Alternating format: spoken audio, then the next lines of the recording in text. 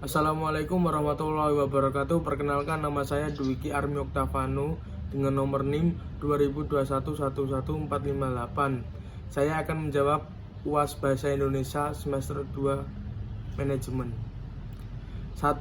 Jelaskan pola bentuk gabungan terikat. Tulislah kembali untuk gabungan terikat berikut ini. Bentuk kata gabung terikat yaitu sebuah kata yang penulisannya selalu digabungkan dengan kata berikutnya. Gabungan kata dapat membentuk kata-kata adalah gabungan antara kata berbentuk terikat dengan kata dasar. Bentuk terikat ditulis tanpa spasi jika diikuti dengan kata dasar. Penulisan harus dipisah apabila digabungkan dengan bentuk kata berimbun. Contoh: adi plus kuasa, adi kuasa. Catur plus tunggal, catur tunggal. Kontra revolusi, kontravolusi. Ekstra kulikuler, ekstrakulikuler. Purna plus wirawan, purnawirawan. Sabta plus krida, sabta krida. Subta plus bagian, subbagian. Nomor 2, jelaskan perbedaan untuk penalaran deduktif dan bentuk penalaran induktif dan berikan contoh penerapannya. Penerapan deduktif. Penalaran deduktif merupakan proses nalar yang menarik kesimpulan yang bersifat khusus dari hal-hal yang bersifat umum. Contoh: Gavin suka mengonsumsi makanan yang bergizi. Dalam contoh tersebut dapat disimpulkan atau dapat dinalar bahwa orang yang mengkonsumsi makanan bergizi akan mempunyai tubuh yang sehat. Penalaran induktif. Penalaran induktif merupakan proses penarikan kesimpulan dengan pola khusus umum atau biasanya mengambil kesimpulan dari asumsi umum seperti dari pengamatan data atau fakta, kemudian mengambil kesimpulan dengan sertifikasi atau hipotesis. Contoh: sapi mempunyai mata, ikan mempunyai mata, laba-laba mempunyai mata. Jadi dapat disimpulkan bahwa setiap hewan mempunyai mata. Nomor 3, jelaskan dan berikan contoh transkripsi dan transliterasi. Transkripsi adalah penulisan kata, kalimat, atau teks dengan menggunakan lambang-lambang bunyi atau pengalihan bentuk bunyi ke dalam bentuk tulisan. Contoh: penulisan mantra yang diucapkan seseorang kemudian ditranskrip ke dalam bentuk tulisan. Contoh: Jang Joko Wakan, hasil penelitian Wiwi Kartiwi, Deung Deulu, Sima Deulu, Deung Deuleu, Malik Galtieng, Nejun Aing, Sia Ceure, Cero Isya, ingat ka Aing. Transliterasi, penyaliran dengan huruf dari abjad yang satu ke abjad lain, seperti huruf Arab ke huruf Latin agar dapat dipahami oleh siapapun. Contoh ada di sini. Nomor 4, jelaskan penomoran bagian karangan berikut ini. Perbaikilah jika menurut Anda masih ada penulisan yang salah. 1.1 lebih menjorok dari 1 titik. 1.3.1 lebih menjorok dari 1.3. Per 5, jelaskan cara penulisan gelar akademik yang benar. Kemudian jawab soal berikut ini. Jika masih salah penulisan segera diperbaiki. Pada gelar akademik ditulis dengan tanda titik sebagai antara antar huruf pada singkatan gelar yang dimaksud. Lalu penulisan gelar ditulis di belakang nama orang, antara nama orang dan gelar yang disandangnya ditambahkan dengan tanda koma. Jika di belakang nama orang terdapat lebih dari satu gelar, maka di antara gelar-gelar tersebut disisipi tanda koma. 1. Bayu Maharani SS. Bayu Maharani, S titik S titik R titik M Pratama, M titik M R titik M Pratama, M titik M titik Dr. Irfai Fahturman SPD MPD. D Dr. titik Irfai Fahturman, S titik PD titik M titik PD titik DR, DRS Muhammad Kazunuddin MPD Dr. S Drs Muhammad Kajunuddin, MPD, Prof Dr. Ahmad Ulil Nuha, MPD, Prof Dr. Ahmad Ulil Nuha, MPD. Nomor 6. Jelaskan penggunaan tanda elipsis, tanda siku, dan tanda kurung. Berikan contoh penggunaan tanda tersebut dalam kalimat. Tanda elipsis. Tanda elipsis dipakai untuk menunjukkan bahwa dalam suatu kalimat atau kutipan ada bagian yang dihilangkan. Contoh, penyebab kemerosotan ... akan diteliti lebih lanjut. Tanda elipsis dipakai untuk menulis ujaran yang tidak selesai dalam dialog. Contoh, jadi simpulnya ... oh, sudahnya saatnya istirahat. Tanda siku. Tanda kurung siku mengapit huruf, kata atau kelompok kata sebagai koreksi atau tambahan pada kalimat atau bagian kalimat yang ditulis orang lain. Contoh, sang sapurba dengar bunyi gemerisik. Tanda kurung digunakan untuk memisahkan atau menyisipkan teks ke dalam teks lain. Digunakan sebagai tanda tambahan keterangan maupun penjelasan dalam suatu kalimat. Contoh, penggunaan bahasa Indonesia dalam karya ilmiah harus sesuai dengan PEBI, pedoman umum ejaan bahasa Indonesia. Digunakan sebagai penjelasan atau keterangan yang bukan merupakan bagian utama dalam kalimat. Contoh, Burani istri korban menjelaskan kejadian perkara perampokan yang terjadi di warungnya. Nomor 7. Jelaskan 3 cara penalaran induktif meliputi generasi, analogi, dan hubungan sebab akibat. Silakan jelaskan satu persatu disertai contoh. Generalisasi adalah proses penalaran yang mengandalkan beberapa pernyataan yang mempunyai sifat tertentu untuk mendapatkan simpulan yang bersifat umum. Generasi induktif sering diperkuat oleh contoh,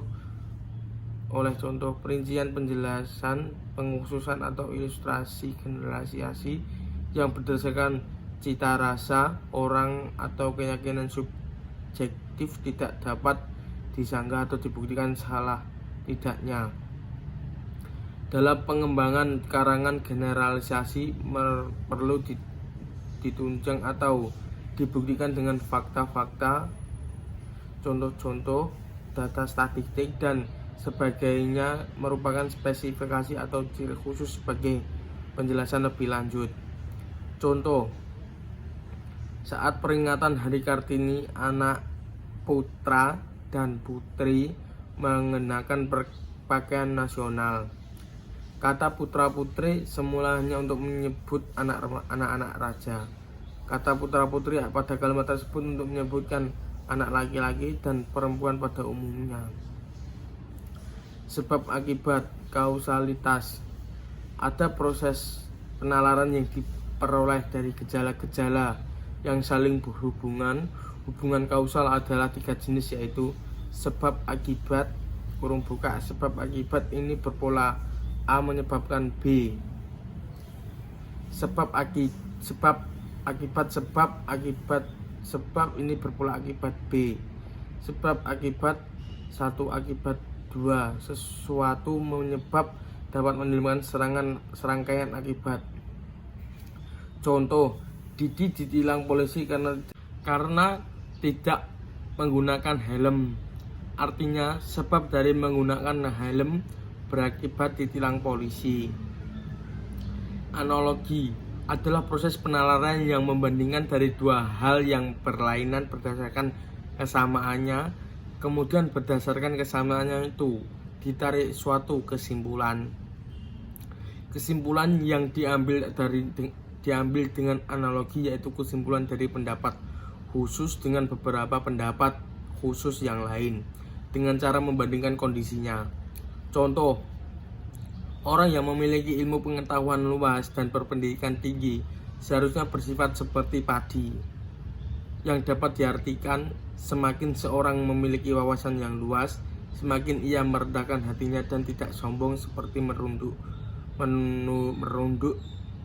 setangkai padi yang berbulir beras yang semakin berisi semakin merunduk. Nomor 8. Jelaskan yang dimaksud dengan silogisme. Berikan contoh silogisme. Silogisme adalah cara menarik kesimpulan yang secara deduktif, yakni dari premis-premis umum kurung buka mayor kurung tutup dan khusus kurung tutup kurung buka minor. Silogisme juga disebut sebagai penyimpulan tidak langsung karena konklusi diambil dari dua permasalahan yang dihubungkan dengan cara tertentu. Silogisme memiliki beberapa bentuk silogisme kategorik, hopoterik, deduktif, dan konjuktif. Contoh, premis mayor, jika hujan saya memakai jas hujan. Premis minor, sekarang hujan. Konklusi, saya memakai jas hujan. Nomor 9. Apakah yang dimaksud dengan konjungsi? Sebutkan jenis konjungsi dan berikan contoh penerapan konjungsi. Konjungsi adalah hubungan antar kata, antar frasa, antar klausa, dan antar kalimat. Konjungsi juga dikenakan dengan sebutan kata sambung.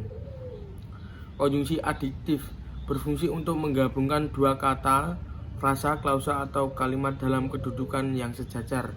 Misalnya, dan, lagi pula, dan serta. Contoh, ibu sedang makan dan minum di kafe Wipsi.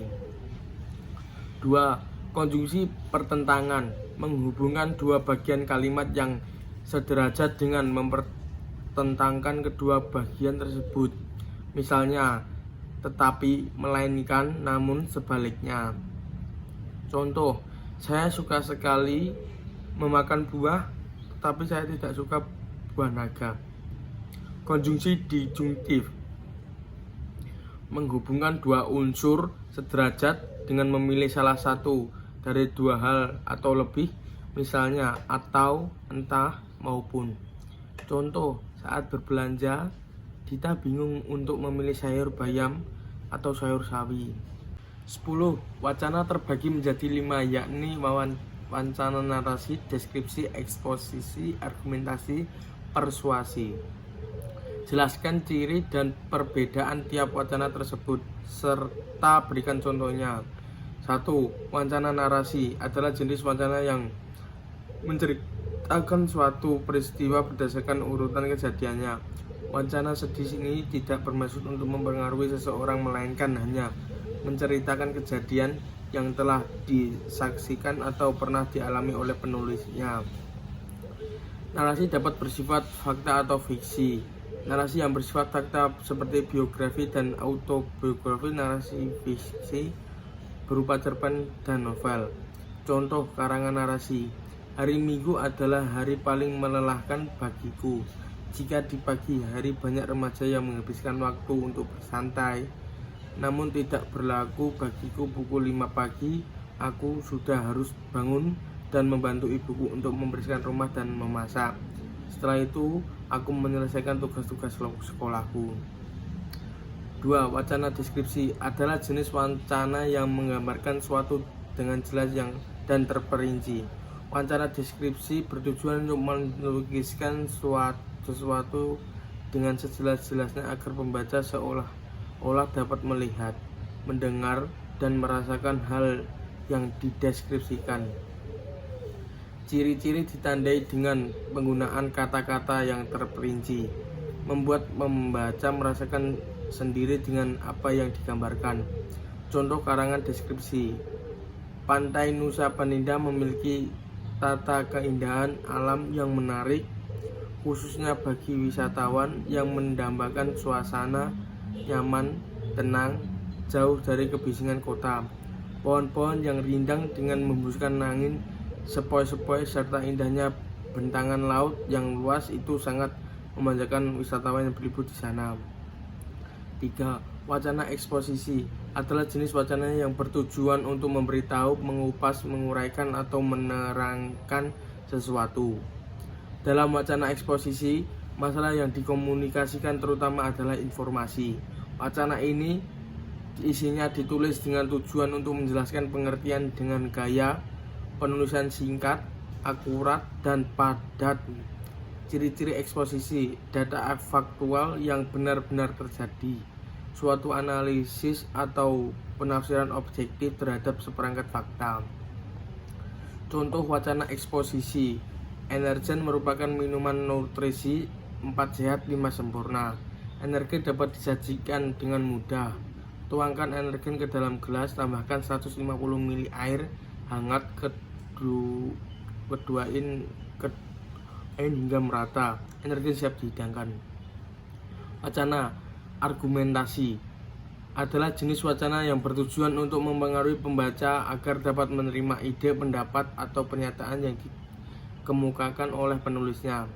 Dalam penulisan wacana, argumentasi menyertakan data-data pendukung yang bertujuan agar pembaca menjadi yakin atas kebenaran yang disampaikan. Ciri-ciri: ada pernyataan ide yang dikemukakan penulis adalah ada alasannya atau fakta yang mendukung. Contoh wacana argumentasi: secara menyetop bola dengan dada dan kaki dapat ia lakukan secara sempurna. Tembakan kaki kanan dan kiri tepat arahnya dengan keras. Sundulan kepalanya sering memberdayakan kiper mengambil bola dan kakinya. Operan bola tepat dan terarah. Vano benar-benar pemain bola yang keren. Wacana persuasi adalah jenis wacana yang berisi imbauan atau ajakan kepada orang lain untuk melakukan sesuatu seperti yang diharapkan oleh penulisnya. Oleh karena itu, biasanya disertai penjelasan dan fakta-fakta sehingga meyakinkan dan dapat mempengaruhi pembaca. Pendekatan yang dipakai dalam persuasi adalah pendekatan emotif yang berusaha membangkitkan dan merangsang emosi. Contoh wacana persuasi: sebaiknya pemerintah melakukan penghematan. Selama ini, pemerintah boros dengan cara tiap tahun membeli ribuan mobil dinas baru serta membangun kantor-kantor baru. Pemerintah juga selalu menambahkan jumlah PNS tanpa melakukan perampingan, membeli alat tulis kantor secara berlebihan, dan sebagainya. Padahal dana yang dimiliki tidak cukup untuk itu. Itulah jawaban UAS dari Bahasa Indonesia dari saya. Sekian, terima kasih. Assalamualaikum warahmatullahi wabarakatuh. Dadah.